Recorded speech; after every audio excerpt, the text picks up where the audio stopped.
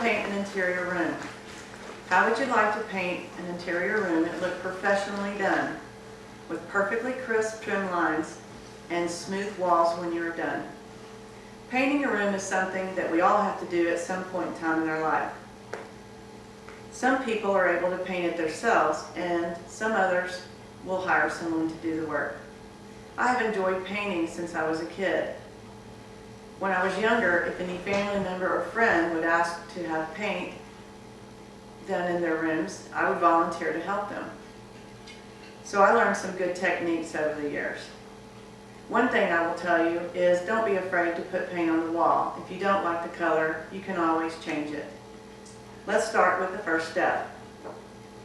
The first thing you should do is pick out the color for the room. You can get the color sample cards at the local hardware stores, anywhere that sells paint. Put your sample on the wall that you want to paint and observe it during the day and night, checking the lighting for the shadows. Observe it very well in the lighting. Choosing a color is important to compare it to all your fixtures, your decor, your carpet, your floors, your countertops, wherever you're painting the room. Be sure to observe those things. Once you have decided a color, you are ready to purchase your paint and your other supplies. You will need paint, a roller, brushes, a paint tray, and tape. That brings us to our second step. This step is preparing the room to paint. When it comes to preparing the room, the prep work can be more work than the actual painting. Cover the floors with plastic or paper. You would use plastic if you were on carpet, paper if you're on floor. Then you need to get the trim ready for taping. You need to clean your baseboards and your trim with a mild detergent. Make sure you rinse it very well or wipe it with a damp cloth. There's never a guarantee that you're going to have no paint seeping through to the trim unless you seal it. When you tape it, be sure that you're pressing down firmly. If your trim is white, you will use a regular latex paint to seal it, and you use a pencil-sized brush. No need to use a large brush. You don't need a lot of paint. You just put a small strip on there. You've picked your color, you've prepped your room, and that takes us to our final step. Soak your roller in the paint. Make sure your roller has absorbed the paint very well. Begin rolling on the walls from the ceiling to the floor. Try to go as far up to the ceiling as you can, leaving just a small area that you will have to trim out. Trimming is very hard to do, so you don't want to have to do that twice. So paint it heavily in that area. Once you have gone around the room, you can check all the areas to make sure that you've covered the walls completely. Paint as heavy as you can without runners.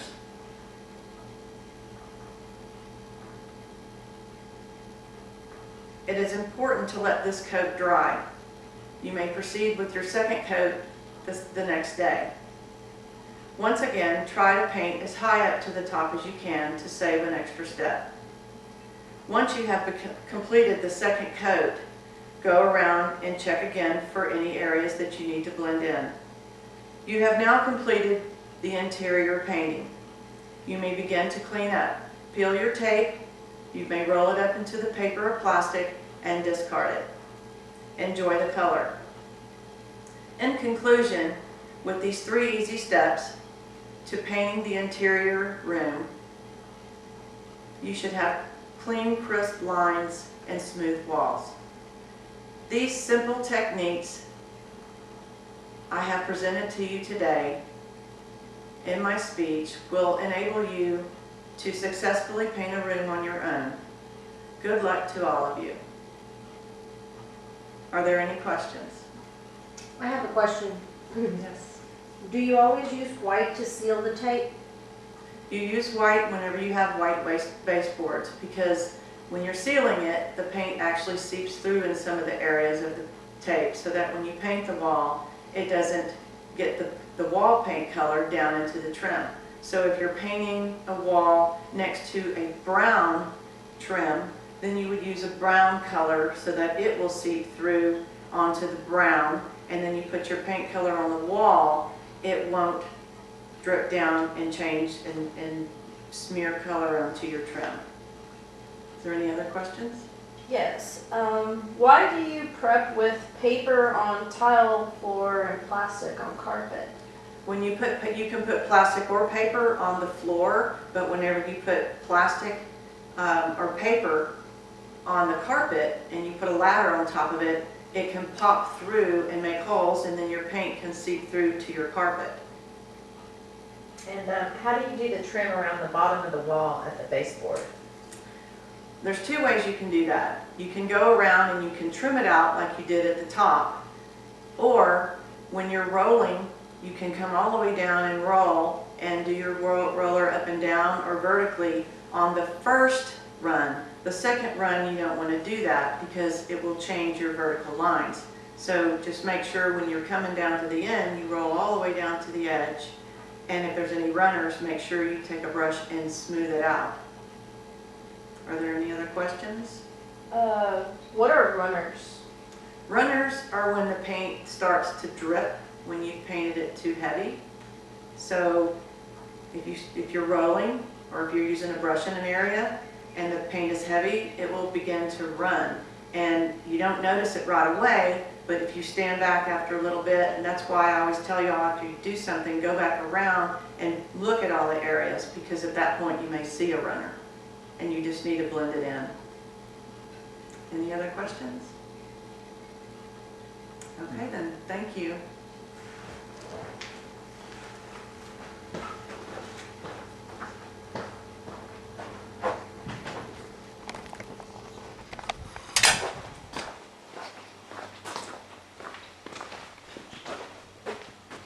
Here's your slideshow.